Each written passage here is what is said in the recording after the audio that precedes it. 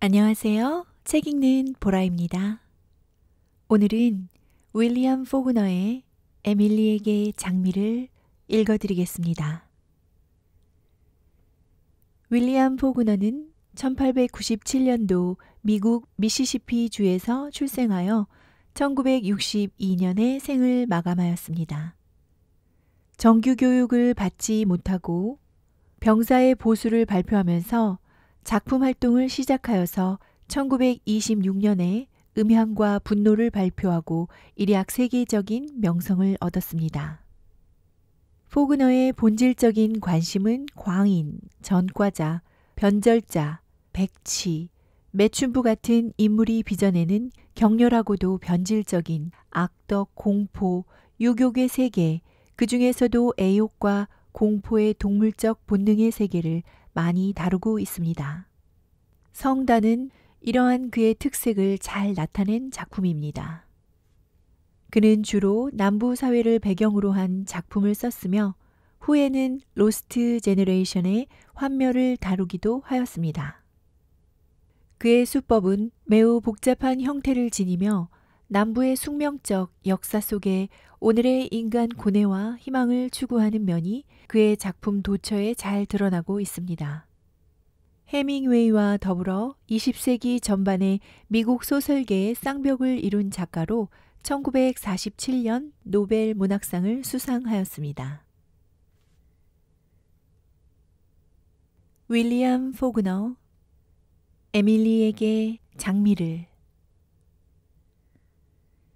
미스 에밀리 글리어슨이 세상을 하직하였을 때 우리 읍사람 모두가 그녀의 장례식에 참석하였다.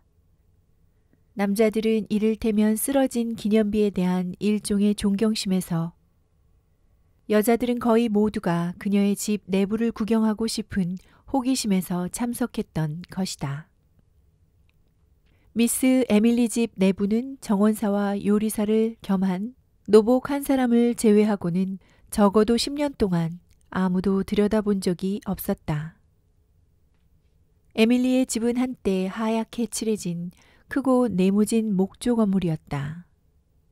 1870년대에 묵직하면서도 어딘지 모르게 특색이 있어 보이는 건축 양식으로 둥근 지붕과 뾰족탑, 그리고 기와 무늬의 발코니로 장식되어 있었으며 한때는 읍내에서도 가장 번화한 거리에 위치하고 있었다. 그러나 지금은 거리에 차고와 조면기가 들어앉게 되어 이 근방의 명문 거족들의 집들이 흔적조차 없어져 버렸다. 그런데 유독 미스 에밀리 집만이 남아서 고집센 모습으로 면화를 실은 집마차와 가솔린 펌프 너머로 비죽이 서 있었으니 이것보다 더 꼴불견은 없었다. 그리고 이제는 미스 에밀리마저 세상을 떠나서 저 명문 거족의 대표자들과 함께 히말라야 산림으로 아득히 둘러싸인 묘지에 제퍼슨 전투에서 전사한 북군과 남군의 장병들의 무덤 사이에 묻혀버렸다. 생전에 미스 에밀리는 하나의 전통, 하나의 의무, 하나의 두통거리였다. 말하자면 이 읍내에 대한 남은 채무와도 같았다. 그것은 흑인 여자는 앞치마를 두르지 않고서는 거리에 나올 수 없다는 명령을 내린 읍장 사토리스 대령이 그녀의 세금을 면제했던 1894년의 그날부터 시작되는 것이었다. 그것은 그녀의 아버지가 죽은 후부터 시작되어 영구히 계속되는 특별 면세였다. 그렇지만 미스 에밀리가 자선을 받아들일 리가 없었다. 그래서 사토리스 대령은 다음과 같은 하나의 가공적인 이야기를 지어냈다. 에밀리의 아버지에게 빌린 돈에 대하여 사무상 이러한 상환 방법을 택했다는 내용의 복잡한 이야기였다. 사토리스 대령과 같은 세대의 또는 같은 사상의 남자만이 이러한 이야기를 믿을 수 있었을 것이다. 그런데 보다 더 현대 사상을 가진 다음 세대가 읍장이 되고 읍의 의원이 되자 전 읍장의 이러한 조처에 대하여 약간의 불만이 생겼다. 연초에 그들은 미스 에밀리에게 세금 고지서를 우송했다. 2월이 되어도 회답이 없었다. 그들은 그녀에게 공문을 띄워 편리할 때 군 보안과 사무소에 출두해 달라고 청했다. 그래도 반응이 없자 이번에는 읍장 자신이 직접 서신을 띄워 그녀에게 차를 보내거나 아니면 그녀를 방문하겠다고 신청했다. 얼마 후 답장으로 받은 것은 가늘고 유려한 필치로 낡은 종이 위에 퇴색한 잉크로 쓴 쪽지였다. 사연인즉 그녀는 전혀 외출을 하지 않는다는 것이었다. 고지서도 동봉되어 있었으나 이것에 대해선 아무런 언급이 없었다. 읍 참사회에서는 읍회를 특별히 소집했다. 그 결과로 대표단이 파견되어 그녀가 8년 내지 10년 전에 그녀가 제자들에게 도자기 그림의 레슨을 중지한 후로 어떠한 방문객도 통과한 적이 없었던 문을 노크했다. 늙은 흑인의 안내로 그들은 으쓱한 현관으로 안내되었는데 거기에 다시 올라가는 계단의 꼭대기는 한결 더 어두웠다. 이 현관에서는 먼지내와 곰팡이내, 매캐하고 습한 냄새가 났다. 흑인은 그들을 객실로 안내했다. 그 방은 가죽을 씌운 묵직한 가구가 비치되어 있었다. 흑인이 창문의 차이를 열었을 때 그들은 그 가죽이 갈라져 있음을 볼 수 있었다. 그리고 그들이 걸터 앉았을 때 아련한 먼지가 그들의 넓적다리의 언저리에서 느릿느릿 피어올라 한 줄기 광선 속에서 맴돌고 있었다. 또한 난로 앞쪽 벽에는 크레용으로 그린 미스 에밀리 부친의 초상화가 걸려 있었다. 그녀가 들어왔을 때 그들은 일제히 자리에서 일어섰다. 검은 옷을 걸친 작고 뚱뚱한 여자였다. 가느다란 금 시계줄이 그녀의 허리까지 내려와서 그 끝은 그녀의 허리띠 속에 숨어 있었고 그녀가 짚고 있는 흑단 지팡이에는 변색된 금머리가 붙어 있었다. 그녀의 골격은 작고 가늘었다. 아마도 그 때문에 다른 여자라면 단지 뚱뚱해 보였을 텐데 그녀의 경우에는 꽤 비만하게 보였던 것이다. 그녀의 얼굴은 웅덩이 속에서 오래 잠겨있던 시체처럼 부석부석해 보였고 그녀의 피부색 또한 창백했다. 부풀어 오른 얼굴의 두둑한 윤기 속에 파묻힌 듯한 그녀의 두 눈은 방문객들이 용건을 늘어놓고 있는 동안 그들의 한 사람의 얼굴에서 딴 사람의 얼굴로 옮겨졌는데 마치 밀가루 반죽 속에 쿡 박아놓은 두 개의 석탄알 같았다. 그녀는 그들에게 앉으라고 권하지도 않았다. 그녀는 그저 문간에 서서 대표자가 더듬거리다가 말문이 막힐 때까지 가만히 듣고 있었다. 그때 그들은 금시계줄 끝에서 보이지도 않는 시계가 똑딱거리는 소리를 들을 수 있었다. 그녀의 목소리는 메마르고 싸늘하였다. 난 제퍼슨 읍에서는 세금을 물지 않습니다. 사토리스 대령이 그 이유를 설명해 주더군요. 아마 당신네 중에서 누구라도 좋으니까 읍내의 기록을 조사해 보시죠. 그러시면 곧 납득이 될 겁니다. 그런데 우리는 벌써 그 조사를 했단 말입니다. 미스 에밀리. 우리는 읍 당국자들입니다. 읍장께서 서명하신 통지서를 받지 않으셨나요? 종이 쪽지 한 장을 받긴 했죠. 아마 그분은 자신이 읍장이라고 생각하시는가 본데. 어쨌든 난 제퍼슨 읍에선 세금을 물지 않습니다. 그렇지만 기록에는 그 사실을 증명할 만한 것이 전혀 없습니다. 우리는 다만 고지서대로 시행을... 사토리스 대령께 물어보시죠. 난 제퍼슨 읍에서는 세금을 물지 않습니다.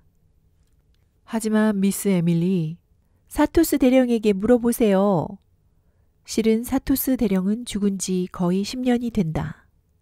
난 제퍼슨 읍에서는 세금을 물지 않는단 말이에요. 토브! 흑인 하인이 나타났다. 이 두 분들 출구까지 모셔다 드려라. 이와 같이 그녀는 그들을 모조리 물리쳤다. 그녀가 30년 전에 고약한 냄새건으로 그들의 아버지들을 물리친 것과 꼭 같았다. 그것은 그녀의 부친이 세상을 떠난 지 2년 후의 일이며 그녀의 애인이 그녀와 결혼하리라고 생각했던 사나이가 그녀를 버린 후 얼마 안 되어서였다. 아버지가 세상을 떠난 후에 그녀는 외출하는 일이 드물었고 그녀의 애인이 가버린 후에는 그녀를 본 사람이 거의 없었다. 읍내 숙녀들 중에서 두셋이 용감하게도 미스 에밀리를 방문했으나 면회사절을 당했다. 그 집 주위에 있는 유일한 삶의 표시는 시장 바구니를 들고 드나드는 그 당시에는 청년이었던 그 흑인 남자였다. 남자도 부엌을 깨끗이 치울 수 있다고 생각하나 보죠? 하고 숙녀들은 말했다. 그래서 그 냄새가 심해졌을 때 그 숙녀들은 놀라지 않았다. 이 냄새는 시끄러운 속세와 거만한 글리어슨 집안 사람들을 연결시키는 또 하나의 고리였다. 이웃에 사는 한 여자가 그 당시에 읍장 스티븐스 판사에게 이 일을 호소했다. 이때 읍장의 나이는 80세였다. 그러나 아주머니 날더러 어떻게 하라는 말이오? 하고 읍장이 말했다. 그거야 그분에게 냄새를 풍기지 말도록 명령을 내리시면 되죠. 하고 그 여자는 말했다. 법적으로는 안 되나요? 꼭 그럴 필요는 없지요. 하고 스티븐스 판사는 말을 이었다. 아마 10중 8구는 그분 집 검둥이가 마당 안에서 죽인 뱀이나 쥐일 거예요. 본인에게 이르겠소. 이튿날 그는 또 2건의 항의 불평을 받았다. 하나는 어떤 남자로부터였는데 난감한 하소연이었다. 우린 정말로 무슨 수를 내야 합니다, 판사님. 저는 미스 에밀리를 괴롭히려는 사람은 절대로 아닙니다. 그렇지만 우린 도저히 참을 수가 없군요. 그날 밤 읍회의 위원들이 모였다. 회색 수염을 기른 노인 셋과 젊은 층의 일원인 청년 하나가 모였다. 간단하지 않습니까? 하고 그는 말했다. 그분 집안의 대소제를 깨끗이 하도록 명령을 내리시죠. 시간의 여유를 주고요. 그래도 말을 듣지 않거든. 원, 여보시오. 하고 스티븐스 판사가 말했다. 아무리 악취를 풍긴다고 해서 숙녀를 면박하시려오? 그래서 다음날 밤 자정이 지나서 남자 넷이 미스 에밀리의 집 잔디밭을 건너가서 도둑처럼 그 집 주변을 살금살금 돌아다니며 벽돌 바닥과 지하실 창문의 냄새를 맡곤 했다. 한편 그들 중에서 하나는 어깨에 맨 자루 속에 손을 집어넣었다가 뺐다가 하는 씨앗을 뿌리는 것 같은 동작을 되풀이했다. 그들은 지하실 문을 부수고 거기뿐만 아니라 바깥 건물 전부에도 석회를 뿌렸다. 그들이 다시 잔디밭을 건너갈 때 이제까지 깜깜했던 창문 하나에 불이 켜졌다. 미스 에밀리는 불빛을 등지고 창문가에 앉아 있었는데 그녀의 꼿꼿한 동체는 우상의 동체처럼 끄떡하지 않았다. 그들은 가만가만 잔디밭을 건너가 로커스트 가로수의 그늘 속으로 기어들었다. 한 2주 후에 그 고약한 냄새는 사라졌다. 그때부터 읍민들은 미스 에밀리를 정말로 불쌍하게 여기기 시작했던 것이다. 읍민들은 그녀의 대고모와 와이어트 노숙녀가 말년에 완전히 미쳐버린 사실을 생생하게 기억하고 있기 때문에 글리어슨 집안 사람들이 실제 이상으로 좀 지나치게 거만하다고 믿고 있었다. 어떠한 청년도 미스 에밀리의 배필감으로는 충분하지 못했다. 우리는 오랫동안 글리어슨 집안 사람들을 하나의 활인화로 생각하고 있었다. 미스 에밀리는 하얀 옷을 입은 날씬한 자태로 뒤쪽에 서 있고 그녀의 아버지는 2 다리를 떡 벌린 실루엣처럼 등을 딸에게 대고 말 채찍을 움켜쥐고 앞쪽에 서 있었다. 활짝 열린 현관문 때문에 이 두 부녀를 틀에 끼워 놓은 듯 했다. 그래서 그녀가 30살이 되고 아직도 독신이었을 때 우리는 솔직히 말해서 썩 좋은 기분은 아니었다. 그러나 우리의 생각이 옳다는 것은 증명이 되었다. 집안에 설사 정신병이 있다 할지라도 그녀는 결혼할 기회가 정말로 구체화되었다면 그 기회를 물리치지는 않았으리라. 그녀의 아버지가 세상을 떠났을 때 그녀에게 남은 것은 집 밖에 아무것도 없다는 소문이 돌았다. 그리고 어느 의미에서 은민들은 기뻐했다. 드디어 그들은 미스 에밀리에게 동정을 할 수가 있었기 때문이다. 혼자 남고 또 무일푼이 된 그녀는 보통 인간과 다름이 없이 되었다. 이제야 그녀 또한 소소한 금전 문제가 빚어내는 옛날의 절망과 전율을 알게 될 것이다. 아버지가 죽은 이튿날 숙녀들은 모두 우리 읍내의 습관대로 그녀의 집을 방문하여 조의와 조력을 제공하고자 했다. 미스 에밀리는 문간에서 그녀들과 만났는데 그녀는 평상시와 같은 옷을 입고 있었고 얼굴에는 슬픔의 흔적이라고는 전혀 없었다. 그녀는 아버지가 죽지 않았다고 말했다. 목사들과 의사들이 그녀를 방문하고 시체를 치우게 해달라고 설득했는데도 그녀는 사흘 동안이나 여전히 그와 같은 말을 짓거릴 뿐이었다.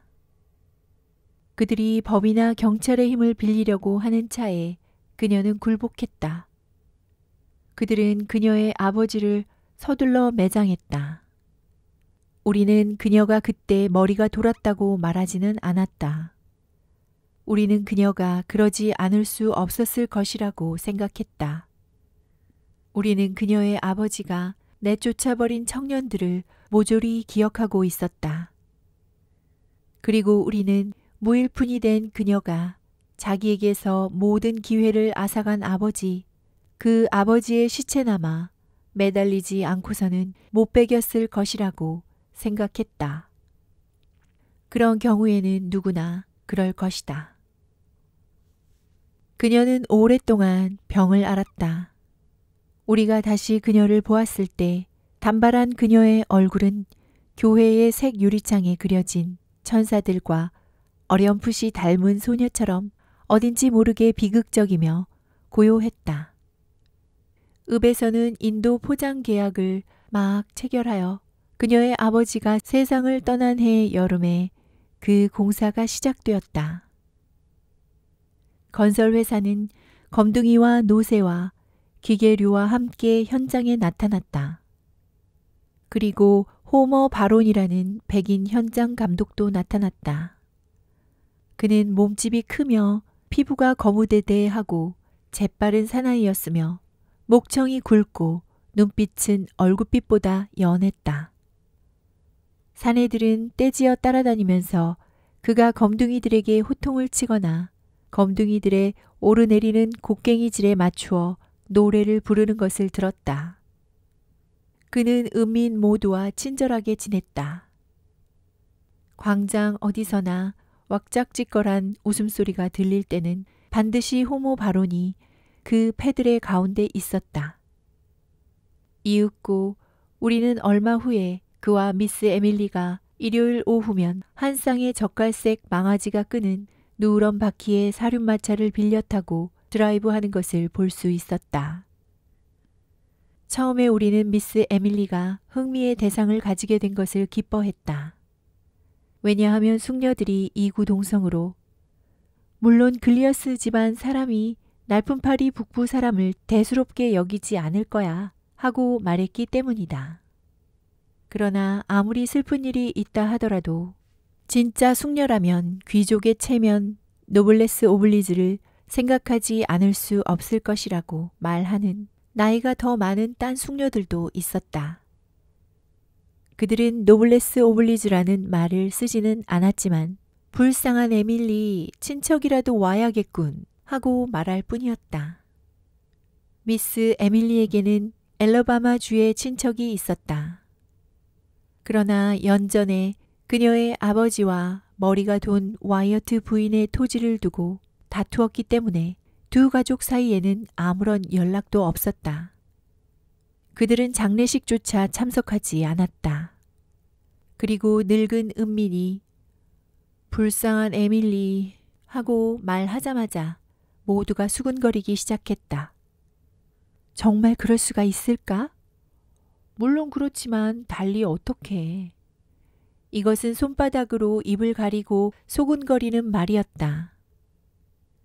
한 쌍에 잘 어울리는 망아지가 달그락거리는 소리를 내며 지날 때 일요일 오후에 햇빛을 막으려고 내려진 차일 뒤에서 목을 길게 뺀 여자들이 명주와 공단 옷이 스치는 소리와 함께 불쌍한 에밀리라고 하며 혀를 차는 것이었다.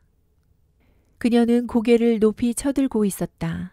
우리는 그녀가 이미 땅 위에 떨어졌다고 믿고 있는데도 불구하고 그것은 마치 그녀가 글리어슨 집안의 마지막 생존자로서의 위험을 인정해 줄 것을 어느 때보다도 더 요구하는 것 같은 모습이었다. 그렇게라도 해야만 자신의 위험이 세상 사람들에게 확인되리라고 착각했던 모양이었다. 그것은 그녀가 쥐약인 비소를 샀을 때도 마찬가지였다. 이 일은 그들이 불쌍한 에밀리라고 소곤거리기 시작한 후 1년 이상이 지나서였고 두 여자가 사촌되는 그녀를 방문하고 있었던 동안이었다. 독약을 주세요 하고 그녀는 약방 주인에게 말했다.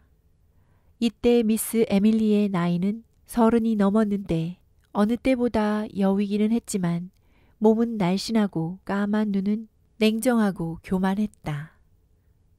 얼굴의 근육은 등대지기의 얼굴처럼 관자놀이와 눈자위가 팽팽했다. 독약을 주세요 하고 그녀는 말했다. 네, 미스 에밀리, 어떤 종류의 것인가요? 쥐약 같은 겁니까?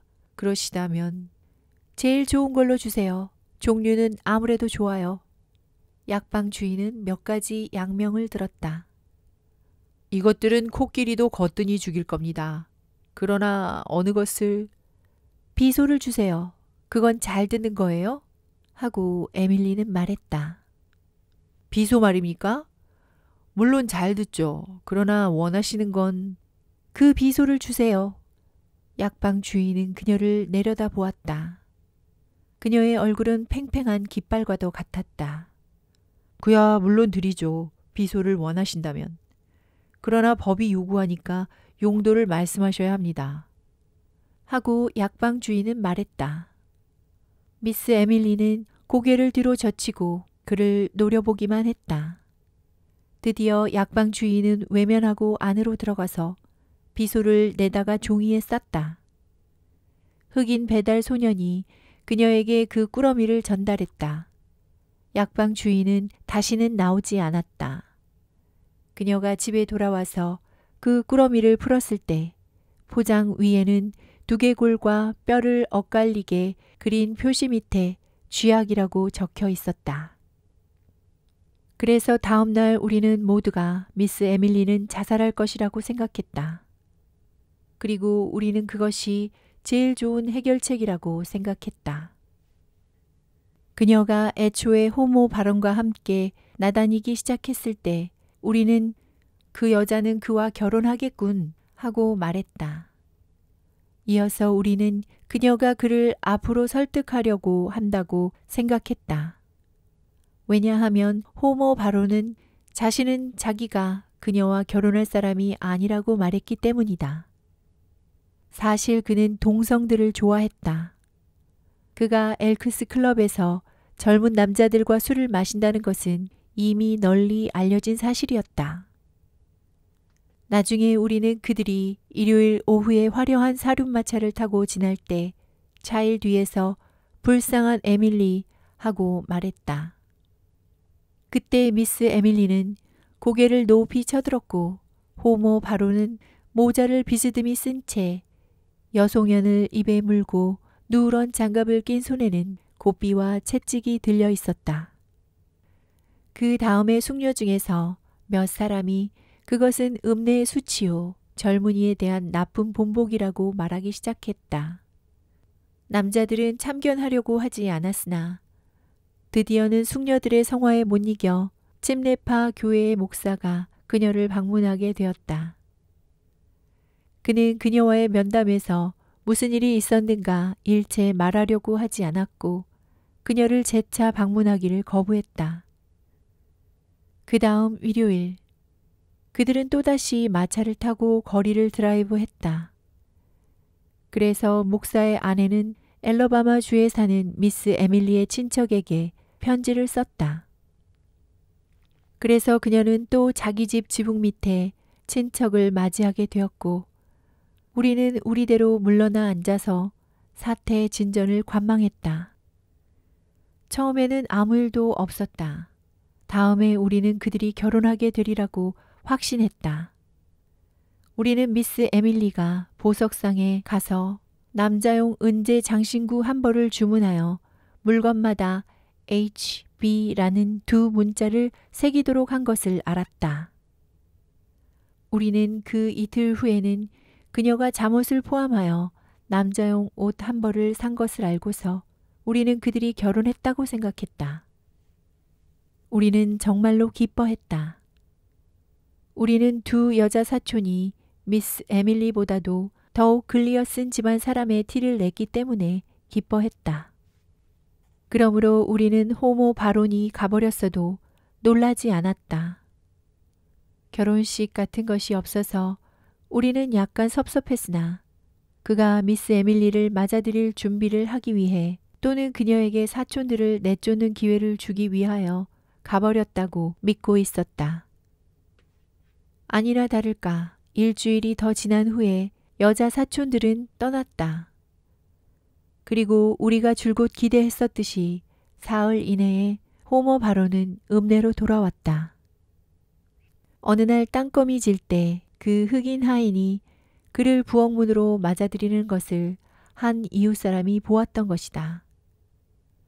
이것이 우리가 호모 바론을 마지막으로 본 것이었다. 그리고 미스 에밀리도 얼마 동안 못 보게 되었다. 흑인 하인은 시장 바구니를 들고 드나들었으나 현관문은 닫힌 채였다. 이따금 우리는 어쩌다가 그나마 한순간 창가에 있는 그녀를 보았다. 그러나 거의 6개월 동안 그녀는 거리에 나타나지 않았다. 그때 우리는 이것 역시 예측했던 대로임을 알았다. 마치 그녀의 여자로서 생활을 여러 차례나 망쳐놓았던 그녀의 아버지의 그러한 특질이 독살스럽고 또 너무 격렬하기 때문에 쉽사리 사라지지 못하는 것 같았다. 우리가 다음에 미스 에밀리를 보았을 때 그녀는 뚱뚱해졌고 그녀의 머리털은 회색으로 변해 있었다. 다음 2, 3년 동안 그녀의 머리털은 더욱 회색이 되어 드디어 검은 점과 흰 점이 뒤섞인 철회색이 되어 있었다. 74세 때 그녀가 세상을 떠나는 날까지 그녀의 머리털은 여전히 짙은 철회색이었고 마치 한창 때의 남성의 머리칼과 같았다.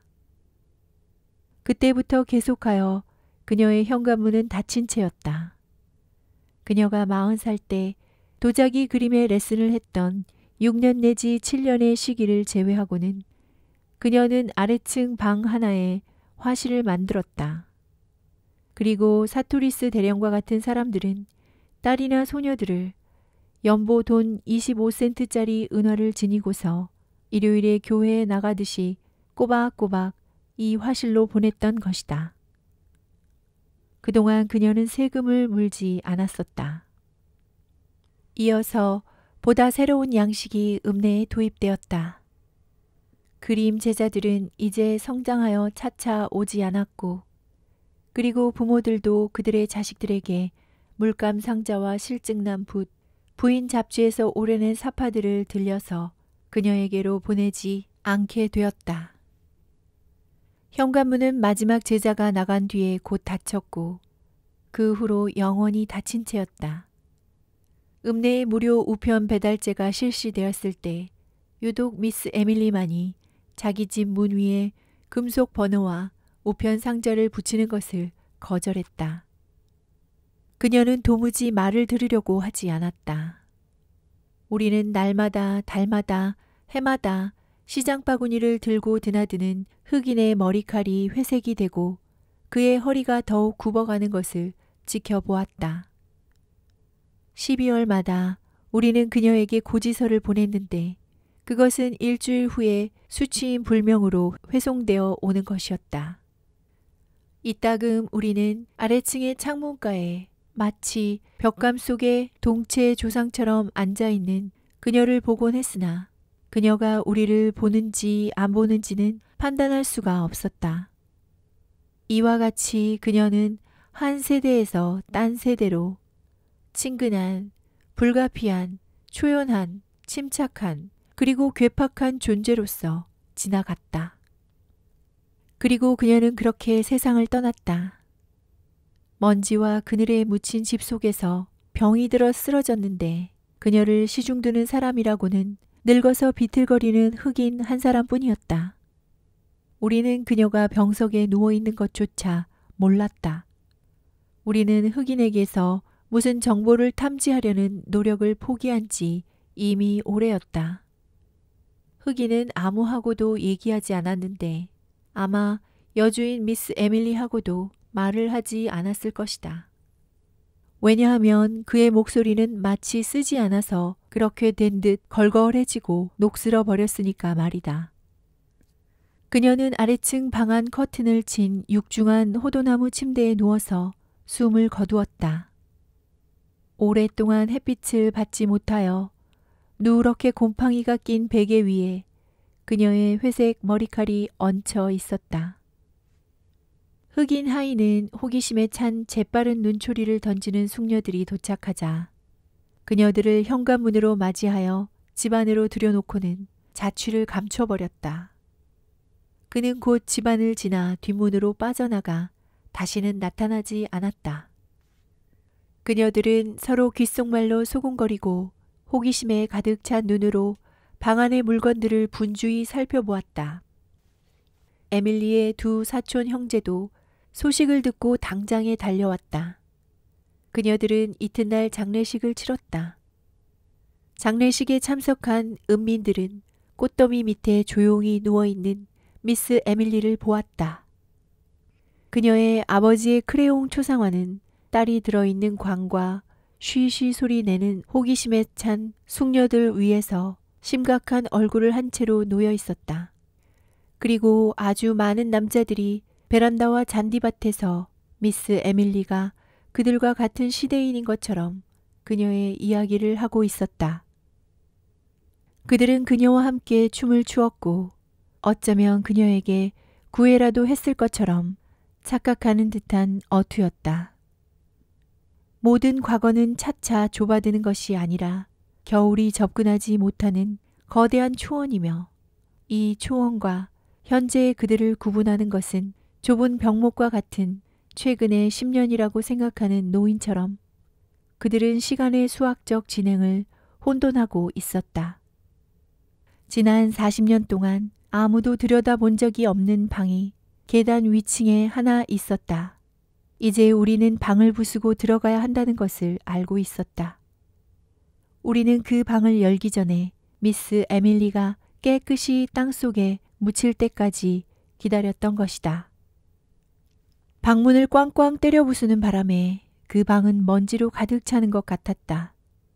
그 방은 무덤의 너울처럼 코를 찌르는 얇은 먼지의 너울이 신방처럼 꾸며진 방 온갖 장소 위에 퇴색한 장밋빛 장식 커튼 위에 장밋빛 전등갓 위에 화장대 위에 우아하게 배열된 수정 유리 그릇 위에 HB라는 두 글자가 희미해질 정도로 퇴색한 은으로 뒤를 댄 남자용 장신구 위에 깔려 있었다. 장신구 가운데 칼라와 넥타이가 놓여져 있었는데 그것은 마치 금방 풀어놓은 것 같았다. 이것들을 들어 올리니까 물체의 표면의 먼지 속에 아련한 초승달과 같은 자국이 남았다. 의자 위에 조심스럽게 갠 양복이 놓여 있었다. 그리고 의자 밑에는 두 짝의 말없는 구두와 벗어던진 양말이 있었다. 바로 그 사나이가 침대 위에 누워 있었다. 한동안 우리는 정신없이 그곳에 우두커니 서서 어이없는 웃음을 짓는 살이 없는 송장의 얼굴을 내려다보았다. 그 시체는 한때는 포옹의 자세로 누워 있었겠지만 지금은 사랑보다도 오래가며 사랑의 찌푸림마저도 정복하는 기나긴 잠 속에 빠져 있었다. 잠옷 밑에서 썩다가 남은 그의 시체는 그가 누워있는 침대와 분간할 수 없게 되어 있었다. 시체 위에 그리고 시체 옆 베개 위에 끈질기고 변함없는 먼지가 골고루 덮여 있었다. 그때 우리 눈에 띈 것은 또 다른 베개에 머리를 벤 자국이었다. 우리들 중에 한 사람이 머리 자국에서 무언가를 집어들었다. 몸을 앞으로 기울였을 때 저 아련한 보이지 않는 메마른 먼지의 냄새를 실감나게 느끼며 우리는 한 가닥의 긴 철회색 머리털을 보았다. 윌리엄 포그너의 에밀리에게 장미를 들으셨습니다. 끝까지 함께 해주셔서 감사합니다. 책 읽는 보라였습니다. 오늘도 행복하세요.